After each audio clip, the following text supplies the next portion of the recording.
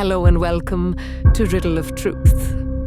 In today's episode, we delve into the life of one of history's most notorious figures, a man whose name has become synonymous with evil and the perversion of science. We will explore the life of Dr. Josef Mengele, the man infamously known as the Angel of Death. His story is a chilling reminder of how ideology can corrupt medicine, turning a healer into a perpetrator of unimaginable atrocities. Join us as we trace his journey from a prosperous Bavarian family to the selection ramps of Auschwitz-Birkenau, examining the choices and beliefs that led him down a path of darkness from which he would never return.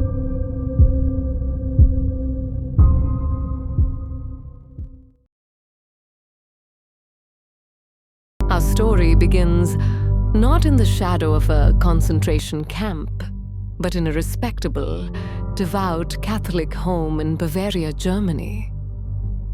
Josef Rudolf Mengele was born on March 16, 1911, in Günzburg, Bavaria. He was the eldest of 3 sons to Karl and Walburga Mengele, a family that enjoyed considerable wealth and social standing. His father, Karl, was a successful manufacturer of farming equipment.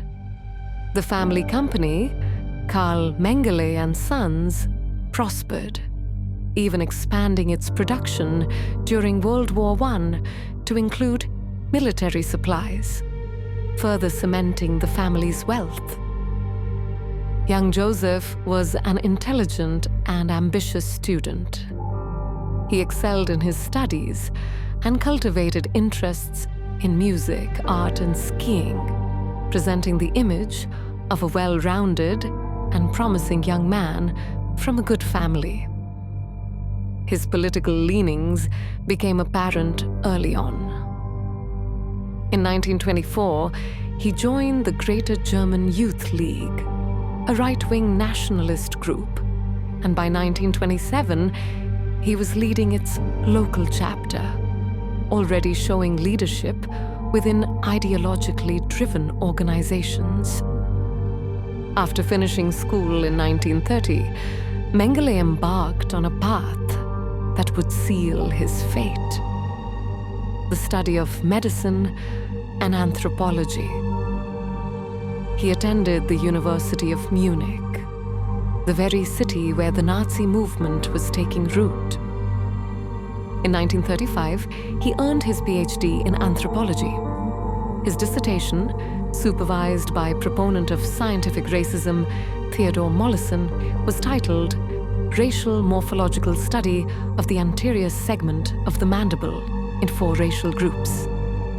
It was a clear indication of his academic focus on pseudo-scientific racial theories. In 1937, his career took a pivotal turn when he joined the Institute for Hereditary Biology and Racial Hygiene in Frankfurt. There, he began working under Ottmar Freiherr von Verschuer, a leading geneticist who would become his mentor and champion. Under Verschuer, Mengele's research delved into genetic factors for physical deformities, earning him a medical degree with honors. His work was now fully intertwined with the Nazi regime's obsession with racial purity, evaluating people's heritage for the state.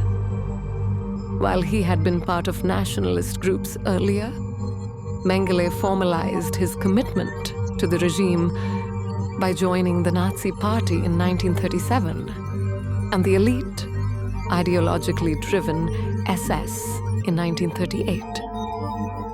His academic ambitions and political beliefs were now one. Interestingly, his father Karl also joined the Nazi Party and the SS, but records suggest his commitment was more pragmatic than ideological. Post-war denazification proceedings indicated he was not a deeply devoted member, highlighting a contrast with his son's fervent beliefs. By the late 1930s, Josef Mengele was no longer just a promising doctor. He was an SS officer and a researcher whose entire career was built on the foundations of racial hatred, perfectly positioned to become an instrument of the Nazi state.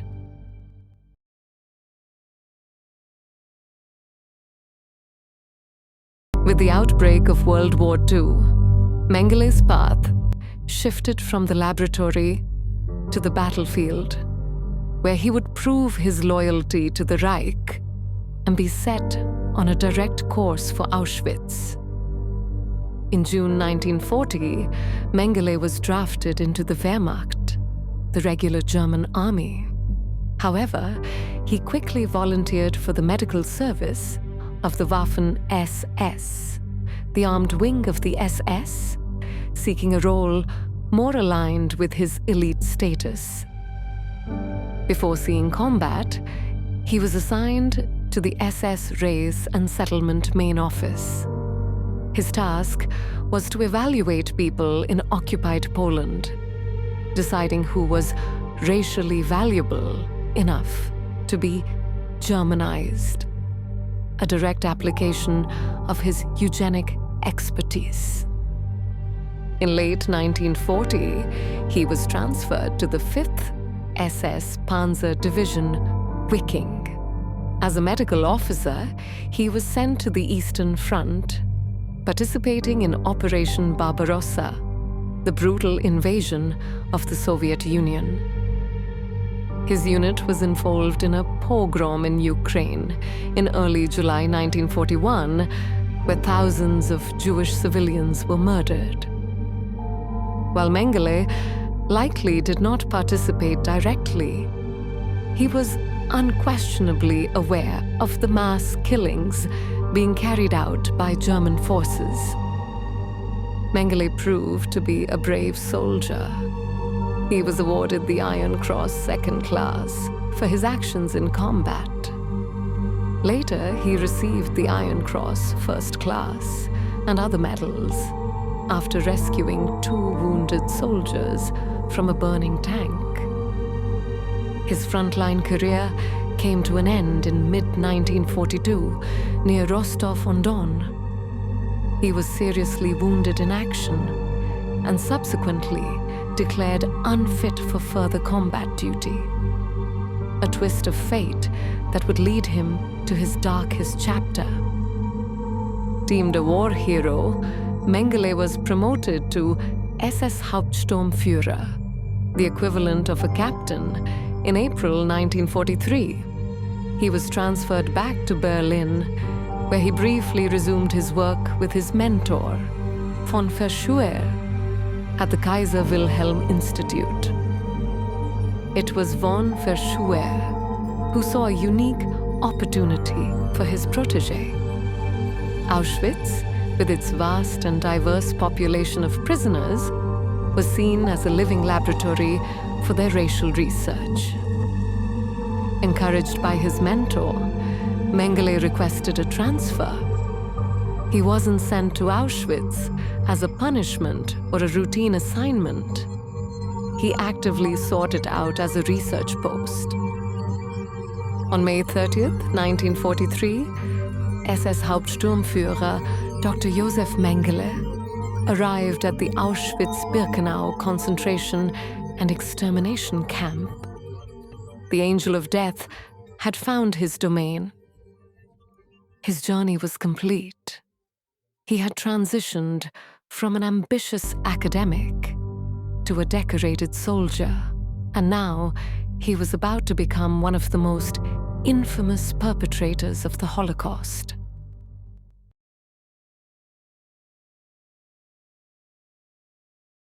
At Auschwitz, Mengele was given immense power over the lives of hundreds of thousands of prisoners. It was here his nickname, the Angel of Death, was born. Upon arrival, Mengele was appointed chief physician of the so-called Zigeunerlager, or Romani family camp at Birkenau. This subcamp held thousands of Roma and Sinti families in horrific conditions. Auschwitz was a center for both slave labor and mass extermination. SS doctors performed selections on the arrival ramps, a process where they decided who would be forced into labor and who would be sent immediately to the gas chambers. An estimated 75% of new arrivals were deemed unfit for work, including children, the elderly, and pregnant women, and were murdered within hours. The doctors made these life or death decisions with a simple gesture. Unlike many of his colleagues who found this duty distasteful, Mengele often volunteered for ramp duty. Survivors reported that he appeared cheerful, sometimes whistling or smiling as he condemned thousands to their deaths. His cruelty extended beyond the ramp. Mengele made weekly visits to the hospital barracks, ordering any prisoner who had not recovered after 2 weeks to be sent to the gas chambers. There was no healing here, only a temporary reprieve from death. He also directly supervised the use of Zyklon B, the poison gas used for mass murder. He oversaw the gassing process in crematoria 4 and V, making him a direct and active participant in the mechanics of genocide. When typhus epidemics broke out, Mengele's solution was not to treat the sick, but to eliminate them. He ordered entire blocks, sometimes housing over 600 Jewish women, to be emptied and their inhabitants gassed to disinfect the barracks. In August 1944, Mengele played a key role in the final liquidation of the Romani camp he had overseen. He personally selected the remaining 2,893 Romani men, women, and children to be murdered in the gas chambers. For his actions at Auschwitz, Josef Mengele was not reprimanded, but rewarded. He received the War Merit Cross, second class with swords, and was promoted to first physician of the entire Birkenau camp in 1944. Amidst his duties as a camp doctor, Mengele was always on the lookout for subjects for his own research. He scoured the selection ramps and barracks for twins, dwarfs, and people with physical abnormalities, marking them for a fate worse than immediate death. He established a dedicated research facility within the Romani camp, complete with a dissection table and laboratory equipment. Here, he would conduct his gruesome pseudo-medical experiments, free from any ethical constraints. The nickname Angel of Death captured his dual nature. He could appear handsome, charming, and educated, yet this facade concealed a ruthless killer who decided fates with a cold, detached air. An angel who brought not salvation but death. At Auschwitz, Mengele held absolute power of life and death. This power, combined with his fervent belief in Nazi racial ideology, transformed him into the ultimate symbol of medical malpractice and human cruelty. Among the many brutal SS doctors at Auschwitz, Mengele stood out for his zeal and his personal investment in the camp's machinery of death and research. His presence was a source of constant terror for the prisoners.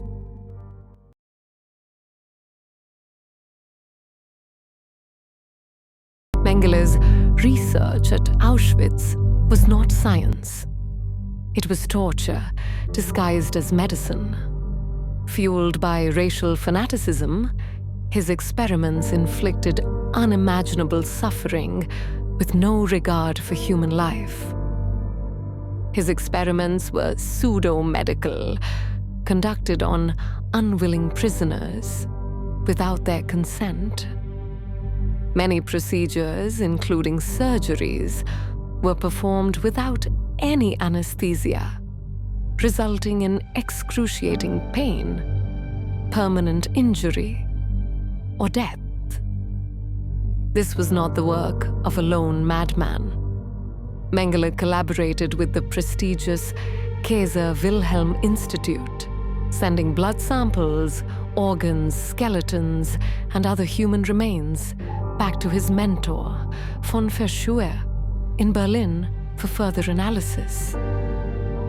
His victims, primarily Jewish and Roma children, were selected and sometimes given slightly better conditions, like extra food.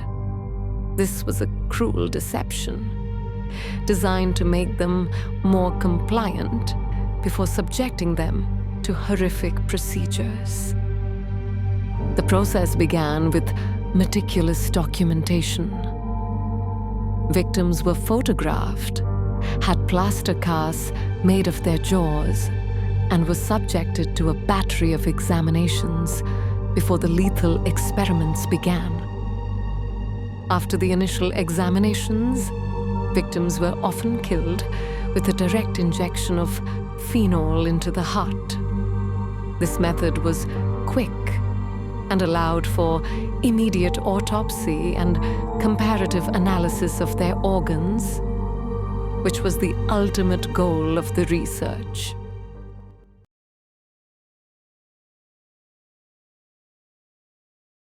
Mengele's primary obsession, inherited from his mentor, was the study of twins.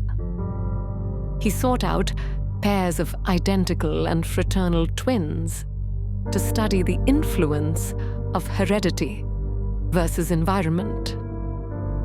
These children, known as Mengele's twins, were subjected to some of his most infamous experiments. Procedures involved drawing large amounts of blood, injecting one twin with diseases like typhus and leaving the other as a control, and performing surgeries without anesthesia. The goal was always comparison.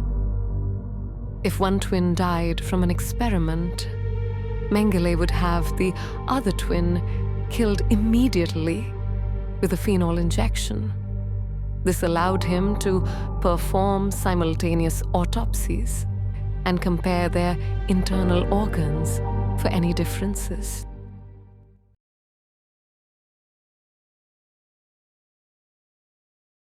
Beyond twins, Mengele's morbid curiosity knew no bounds. He was fascinated by dwarfism and other congenital anomalies. He studied the Ovitz family, a family of Jewish dwarf performers, subjecting them to painful tests before ultimately sparing them for further study, unlike many of his other victims who were murdered for their skeletons. Mengele conducted experiments on people with heterochromia, or different colored eyes. He attempted to change their eye color by injecting chemicals, including adrenaline, directly into their eyeballs. These procedures were agonizing and often resulted in blindness or death. After the victims of his eye experiments died or were killed, he had their eyes removed and pinned to a board like a butterfly collection, which he sent back to colleagues in Berlin for study. He also investigated noma, a gangrenous bacterial disease of the face, common among the malnourished Roma children. He briefly improved their conditions to study the disease. But when better hygiene led to cures, he lost interest, and the children were returned to squalor and death. His other experiments were just as cruel. He tested mass sterilization methods, using X-rays and caustic chemicals, deliberately infected people with diseases, performed unnecessary and brutal surgeries, and conducted countless dissections on living and dead victims. While some of the most gruesome stories, such as sewing twins together, are likely myths stemming from procedures like mismatched blood transfusions, the confirmed reality of his actions is more than horrific enough.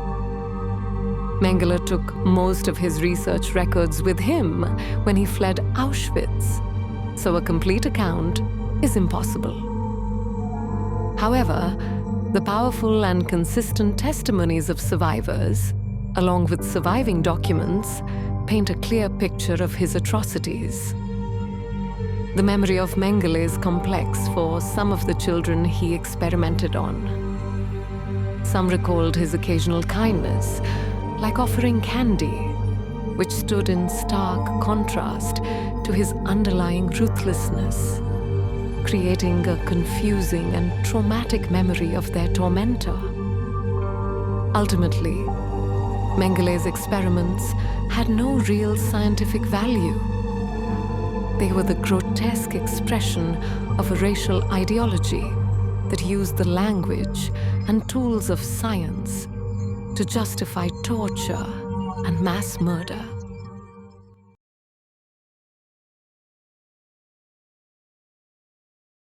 As the Third Reich crumbled, Josef Mengele did not face justice. Instead, he vanished, beginning a decades-long flight from the law that would become one of history's most infamous manhunts. With Soviet forces closing in, Mengele packed his research and fled Auschwitz on January 18th, 1945, just 10 days before its liberation. He briefly served at the Gross-Rosen camp before continuing his westward escape. In a staggering failure of justice, Mengele was captured by US forces, but was not identified as a wanted war criminal. His name was not yet on the major lists, and disguised in a regular Wehrmacht uniform, he was released in August 1945. For the next 4 years, he lived under a false name, working as a farmhand near Rosenheim, Bavaria. He was hiding in his home country, supported and protected by a network of former Nazis and his loyal family. With his family's financial help, he escaped Germany in 1949.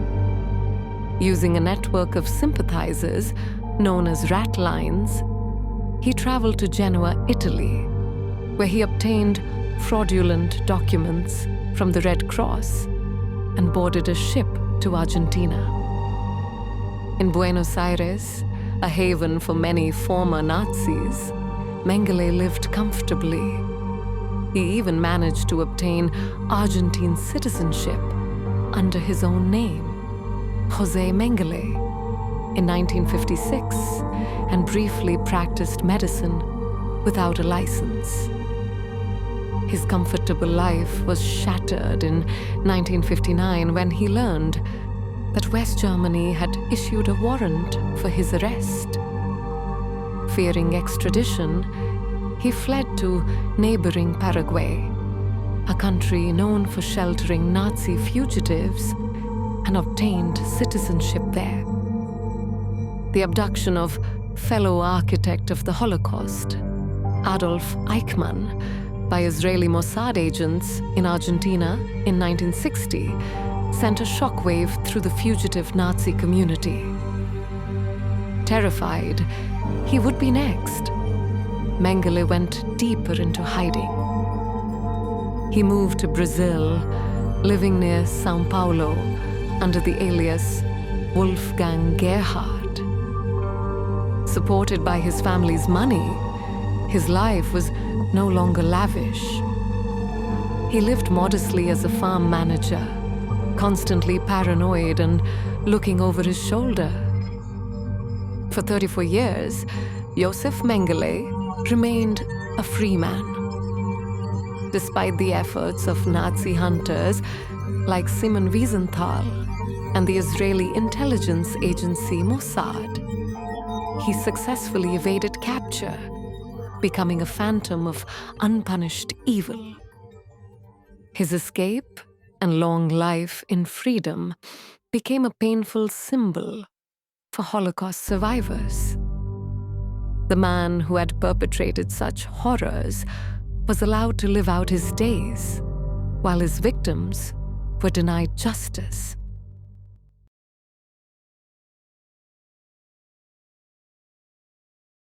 Josef Mengele died not in a courtroom or a prison cell, but as a free man. His death, however, did not end his story. It only opened the final chapter in confirming the fate of the Angel of Death.